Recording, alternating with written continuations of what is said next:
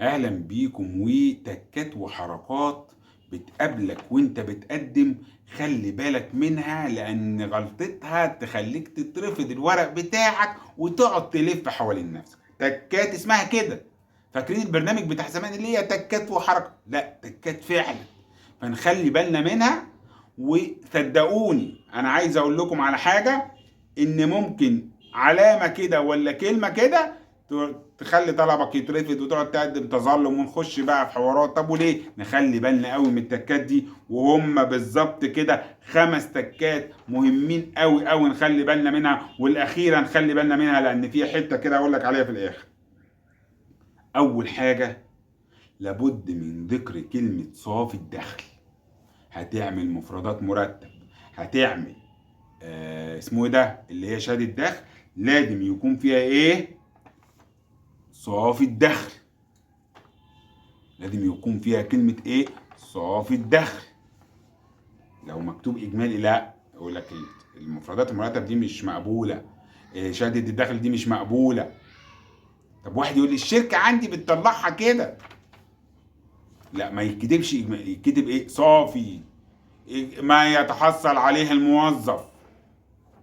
ساعات بتمشي، لكن المطلوب ايه؟ صافي الدخل. تاني حاجة، رقم 2، لابد من ذكر لو في حوافز سنوية اذكرها. ليه؟ لأن المحاسب ساعتها المستعلم إن شاء الله لما بتعدي، أو هي دي ما بتطلعش في أول حاجة، أول فرز ما بتطلعش.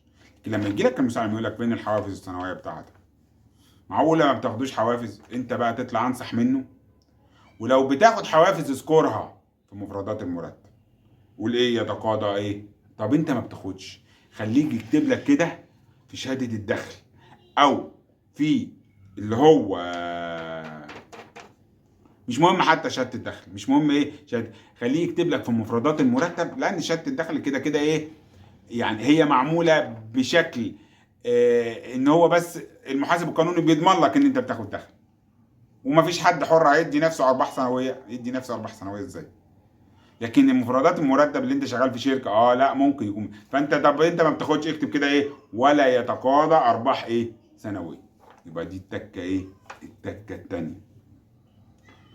طيب، التكه الثالثه، لو حضرتك مقدم قبل كده وسحبت الفلوس، ايصال السحب ده لازم يكون من ضمن الورق. لو مش من ضمن الورق حضرتك مش هتعرف تقدم، او ورقك هيترفض. هيقولوا لك الحق يا عم انت واخد شقه قبل كده. يا جماعه انا سحبت الفلوس، يا جماعه ما تجننونيش. يقول لك فين ايصال السحب؟ طب انا ما سحبتش الفلوس. اسمك موجود على السيستم يا فندم، ما انت قلت لي مالكش شقه، طلبك مرفوض. ما هو يا اسمك متعلق على السيستم على طلب مرفوض ومالكش ان انت تاخد شقه ومتعلق، يا اما تكون ساحب فلوسك ومعاك الوصل. الايه؟ الوصل. وتحطه من ضمن الاوراق يخرجك من المجرز ايه لما يستعلم يلاقي اسمك بس يلاقي الوصل، يقول لك الراجل ده سحب ايه فلوسه وطلبه ايه مقفول، ويديك فرصه اخرى تخش في هذه الشغل. دي تكه تكه مهمه. تكه ايه؟ تكه مهمه ونخلي بالنا منها، عشان اي واحد كان عنده حاجات قديمه. ايه ده بقى له 10 سنين يا عم، انت سحبت فلوسك امتى؟ طب انا مش لاقي ايصال بقى الحجز. عايز تقدم يا ابن الحلال وانت بحظك قدم،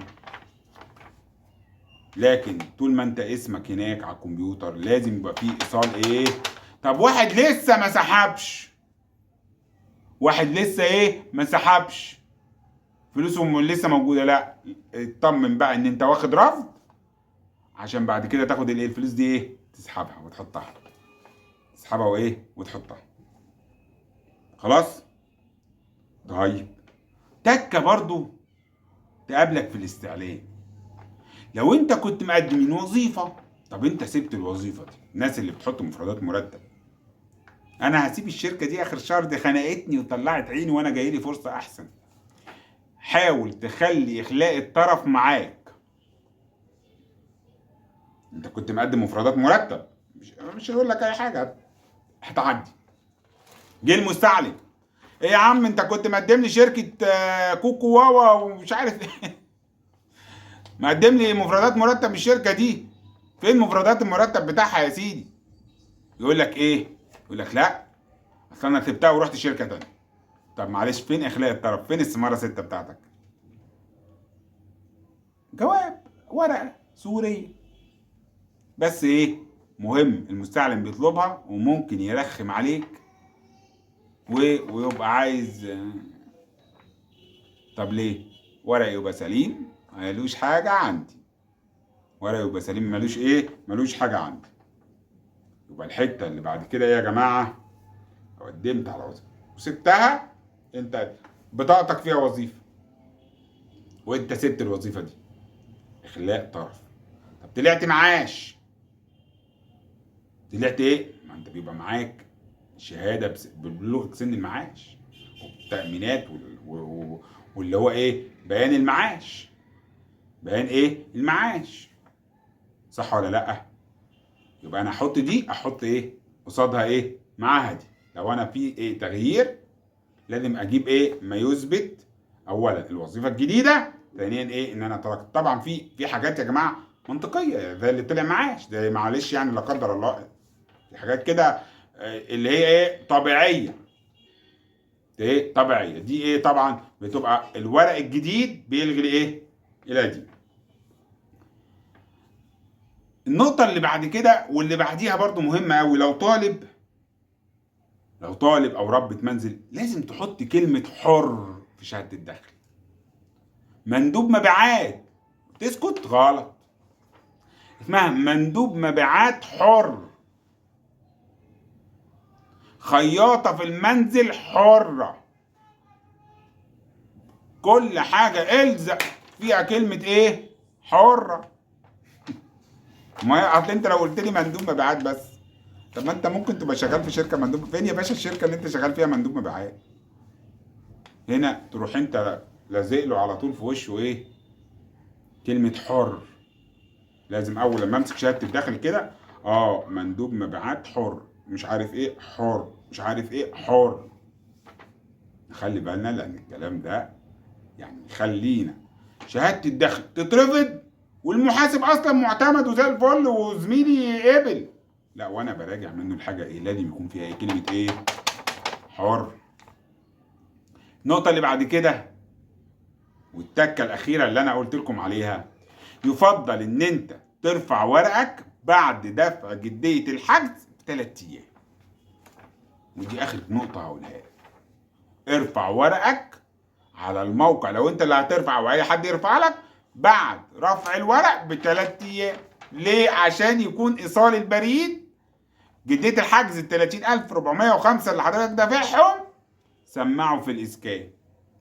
تيجي بعد كده لما تيجي تدوس ارسال يديك الشهاده الشاشه الخضراء الجميله ان ايه تم استقبال اوراقك وجاري مراجعه بياناتك، وان شاء الله بالتوفيق والنتيجه تطلع ايه ورقك سليم. وبعدين نبتدي بقى نشوف ارقام الاولويه. يبقى كل اللي انا بقوله ده ينفع يتعمل ونخلي بالنا منه؟ ينفع، صدقني حاجات مهمة جدا. ولسه هجيب لكم تكات تانية وحاجات تانية بسيطة قوي نخلي بالنا منها واحنا بنتعامل. طب انا يا عم ده انا هرفع بكره واخلص بقى يا فندم ما تهدى وتصبر، انت مستعجل ليه؟ ده احنا لسه في اولها، معانا لسه لغايه يوم 24/12، وانا بقول لك هيمدوا التقديم لغايه اخر السنه. بس احنا هنعمل حسابنا على 24، يعني محدش ضامن برضو قرارات الحكومه، محدش ضامن ايه قرارات الحكومه. يا رب كلنا نخلي بالنا ويا رب محدش يغلط، يا رب ما فيش اي ورق يطلع فيه اي مشاكل.